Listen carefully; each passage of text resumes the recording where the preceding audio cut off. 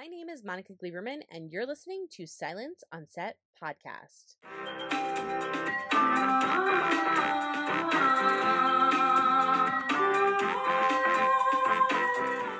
On today's podcast, we're at the premiere of Clerks III, which is a film written and directed by Kevin Smith. For this film, we pick up after a character suffers a massive heart attack. Randal enlists friends and fellow clerks, Dante, Elias, Jay, and Silent Bob, to help him make a movie about life at the Quick Stop. So to talk about the film, here is the cast at the premiere, letting fans know what they can expect and some hijinks that the crew gets into. Can you talk to us a little bit about this movie, and what does it feel like being at the premiere today? I mean, I'm excited about this. This is a movie made for the fans, so it's going to be nice to finally have something new to talk about. We've talked about Clerks and Clerks II for so many years, and I can't wait for the Clerks fans to see this, and it is an ode to them. What was the shooting process like this time around with everyone getting together? Can you give us any details? I've been trying to make this movie for the better part of 10 years, so last year this time when we were in New Jersey, we started the movie on my 51st birthday.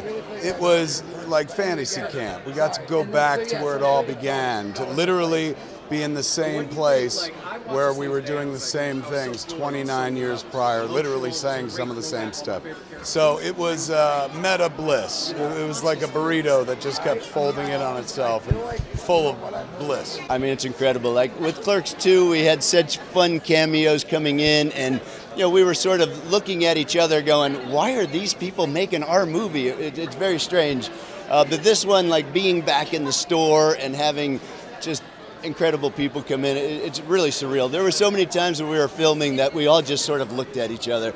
Kevin, Brian, Jay, and I, we all sort of went, what on earth is happening here? As we're doing tonight. Can you tell us about this movie without giving any spoilers away? And how is Clerks 3 different than the two films that came before it? If you were with us from the very beginning, from 28 years ago, and you followed us this journey where the first film was like, these guys are in their 20s, they have their whole future ahead of them, they don't know what to do. The second movie was they're in their 30s, mid-30s, and going like, oh my God, my youth is going by, what am I going to do? And then this one is life is going along, and then something kind of hits you that life just hits you all at one time, and how are you going to make the changes and how are you going to adjust? We've done these movies like 10 and 15 years apart, so we keep sort of jumping into their lives at odd times in their 20s, in their 30s, and now 40s and 50s. It's finally, in his 50s, Randal has finally decided to do something with himself. It proves it's never too late. Can you talk to us about what goes into composing a film like this and what the process was like for you? I remember we were composing this film by watching the first film, and it was playing on HBO Max that month. So we would pull it up on my phone, get the frame we were trying to mimic, pause it, and then just hang it next to the monitor. Leron, who's our DP, would compose to that, and we'd be like, Brian, move in an inch. Jeff, move over like an inch. And now it's perfect. Let's go. It was so weird when we first made the movie. Streaming didn't even exist. When we made the third movie, streaming saved our asses. Helped us check our work every time we were doing a flashback. So can you tell us who you play in the film, and can you give us a little bit of information about your character? So I play a character called Blockchain Coltrane, who is very much disgustingly into crypto. He started out as a very Christian kid who is he is a very timid, sensitive soul who basically goes on a trajectory of trying to figure out what Satanism is, even though he never knows what it is. He's Elias's best friend and pretty much doesn't know how to put his thoughts together besides just figuring out what Elias is doing. So looking back to Clerks 1 to now filming Clerks 3, would you ever have thought that this film would have been as popular as it was, and that you would have had a chance to film so many of the movies telling these characters' stories? It's the most improbable thing. Like, I could picture Kevin sitting in English class with me, and I'm probably pelting him with paper.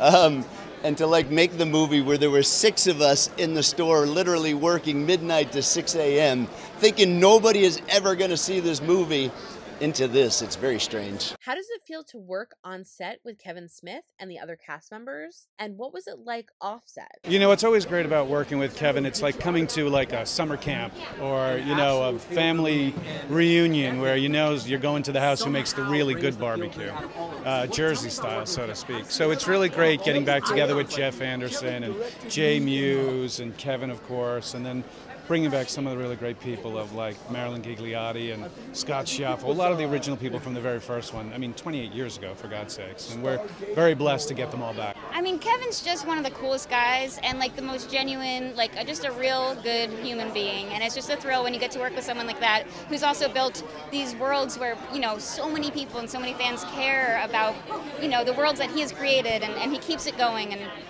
for me, it's just a thrill to get to work with him. So really, the fun happens off camera, and just when, you know, quiet times when Kevin, you know, Brian, Jay, and I are just kind of hanging out, and a lot of it is just like being back in the store, just sort of shaking our heads, going, "Oh my God, we're back in the store!" Like 30 years later, it seems crazy. But it's like walking into the store, I think I shed 30 years. It was like I was 20 all over again. It's a little terrifying in the best way possible, but I'm so like grateful that he would let me just be a part of his baby, besides Harley, but also that too.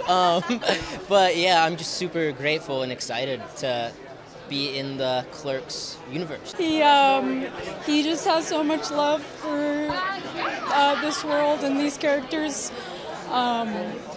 that I think it's just, you can tell how like the love that he does have for these films, and I think that speaks to people. I think when you can tell that a filmmaker is so passionate about what they're doing, it just makes it even more energetic. What does this movie mean to you? Is there anything special that you can share with us about your experience with filming? I'm originally from New Jersey, so I think it really, you know, Clerks and Kevin means so much to so many New Jerseyans, and so it was just a thrill for me, and especially just to go to the Jersey Shore for a little while and to dance as a cow.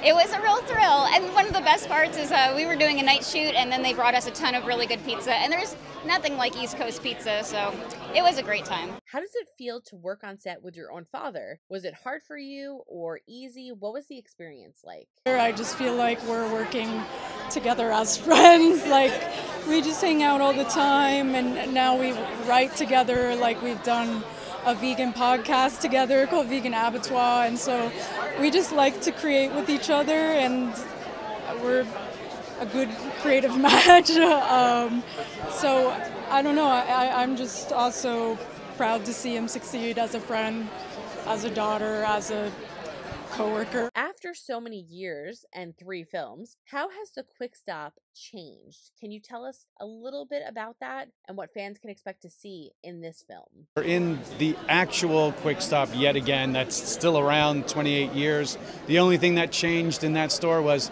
adult magazine racks changed from adult magazine racks to, you know, weed pipes and vape pens and stuff. So you could see the evolution of us as a society, and technology has changed in the fact that the store has just barely even made one adjustment. What was it like getting to know the cast of this film? Did you guys all get together and kind of bond instantly, or what was that process like?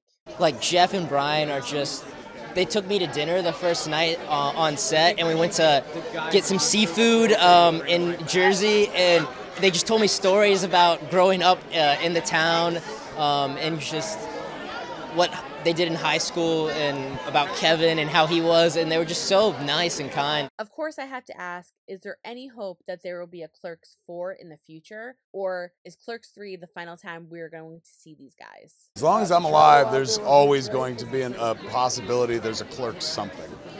So yeah, I wouldn't say we're done quite yet, but there feels like a nice sense of closure to Clerks 3. What do you hope audiences take away from this movie? The laughter. I mean, it's like, it's not, if you're in a bad mood, come watch this movie. And it's like, you know, you can't.